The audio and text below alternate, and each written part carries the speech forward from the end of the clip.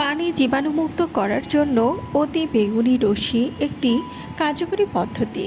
এতে করে পানির সব ধরনের ব্যাকটেরিয়া ধ্বংস হয়ে যায়। বর্তমানে বাজারে বেশ কয়েকটি আধুনিক ফিল্টারে এই আল্ট্রাভায়োলেট অর্থাৎ অতি বেগুনি পিউরিফিকেশন প্রযুক্তি রয়েছে, তবে এই উপায়টি অনেক ব্যয়বহুল।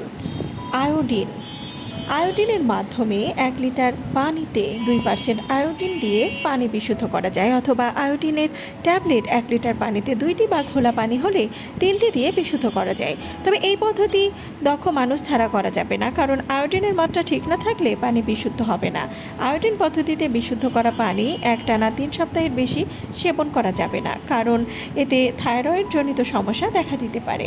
পটাশ বা ফিটকিরি এই পদ্ধতিতে বড় একটি পাত্রে পানি দিয়ে সেখানে পরিমাণ মতো ফিটকিরি মিশিয়ে 2 থেকে 3 ঘন্টা রেখে দিলে ভেতরে থাকা ময়লাগুলো তলানিতে পড়ে যায়।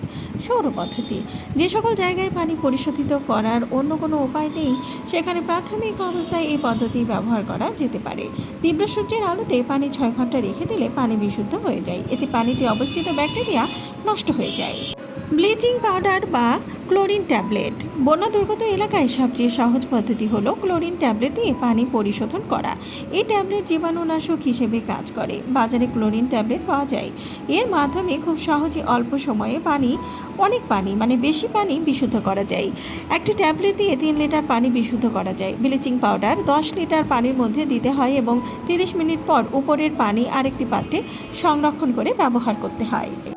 ফিল্টার বা ছাঁকন পদ্ধতি, পানি বিশুদ্ধ করার আরও একটা পদ্ধতি হলো ছাঁকনি পদ্ধতি।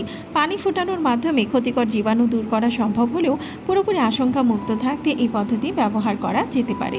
বিশেষ করে গ্রামাঞ্চলের মানুষের জন্য ছাঁকনি পদ্ধতি কার্যকর। বর্তমান সময়ে বাজারে বিভিন্ন ধরনের ফিল্টার পাওয়া যায়, যার মধ্যে একটি সিরামিক এবং দ্বিতীয়টি সর্বাধুনিক প্রযুক্তি সম্বলিত রিভার অসমোসিস ফিল্টার। বাংলাদেশের বেশিরভাগ মানুষ সিরামিক ফিল্টার ব্যবহার করে।